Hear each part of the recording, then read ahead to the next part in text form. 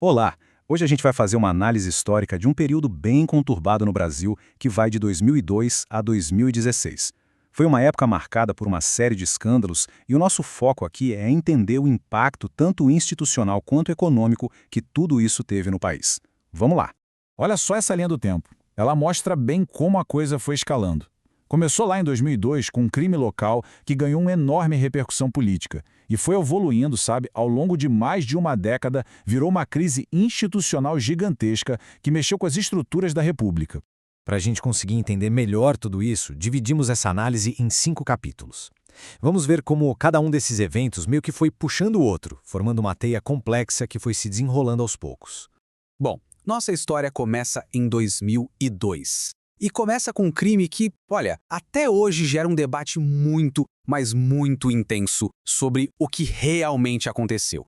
A vítima foi Célcio Daniel, que era prefeito de Santo André e uma figura muito importante na articulação do programa de governo do PT para as eleições daquele ano. O curioso é que, desde o início, surgiram duas narrativas oficiais bem conflitantes. A Polícia Civil tratou o caso como um crime comum, enquanto o Ministério Público defendeu com unhas e dentes a tese de crime político. E por que o Ministério Público dizia isso? Bom, a investigação deles apontou para um suposto esquema de propina na Prefeitura de Santo André. A alegação era que o dinheiro financiava o Caixa 2 do partido e que Célcio Daniel teria sido morto justamente por tentar impedir que parte desses recursos fosse desviada para enriquecimento pessoal de alguns envolvidos. Ok, agora a gente avança um pouco no tempo para 2005 e 2006. E aqui a coisa muda de patamar. Os esquemas que antes pareciam ser municipais, agora chegam com tudo no coração do poder federal, lá em Brasília. Antes de mais nada, é fundamental entender o que foi o tal do mensalão. O nome já dá uma dica, né? Era como uma grande mesada, um pagamento mensal que, segundo as acusações, era feito para parlamentares para comprar apoio político e garantir a aprovação de projetos de interesse do governo. E segundo as investigações, claro, existiam figuras centrais nesse esquema, cada uma com um papel bem definido. Tinha um mentor político que articulava os acordos, o operador financeiro que usava agências de publicidade para lavar o dinheiro, enfim, era uma engrenagem bem complexa. E aí, no meio da campanha eleitoral super acirrada de 2006, explode outro escândalo. Desta vez, envolvia a tentativa de comprar um dossiê com informações falsas para prejudicar um candidato da oposição. Uma jogada de campanha bem suja. E nesse caso, a prova material se tornou a peça central. Essa imagem do volume de dinheiro que a Polícia Federal apreendeu em flagrante é emblemática. Foi o que transformou uma suspeita em um fato concreto que todo mundo podia ver.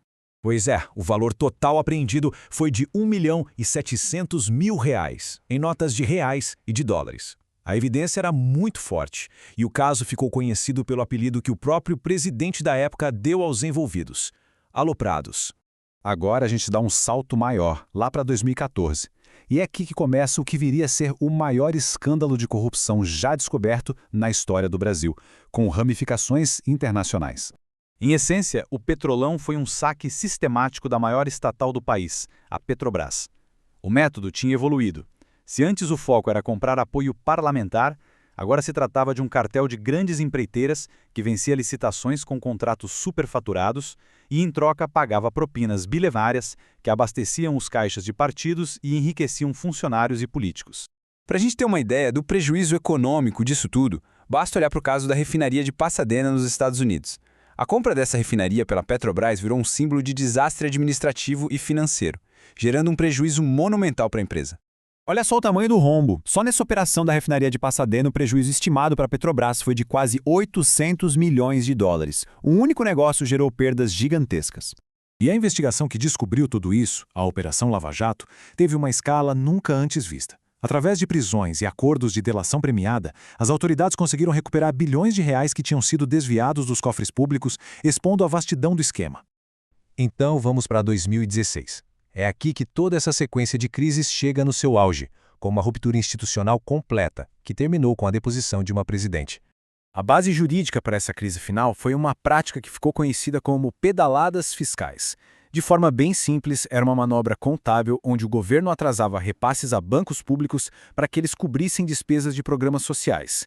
O objetivo era apresentar um resultado fiscal artificialmente melhor, escondendo o real tamanho do déficit público.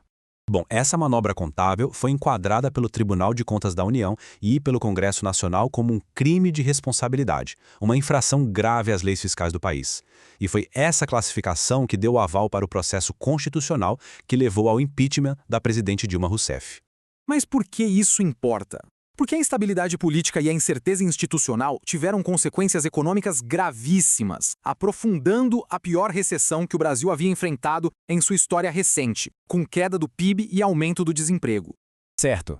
Depois de passar por toda essa cadeia de eventos, fica a pergunta: qual o legado duradouro que esse período deixou para o país? A fonte da nossa análise conclui com uma reflexão importante.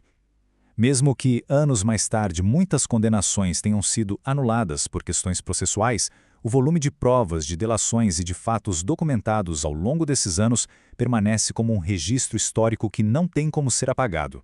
E tudo isso nos leva a uma questão final, que fica ecoando, né?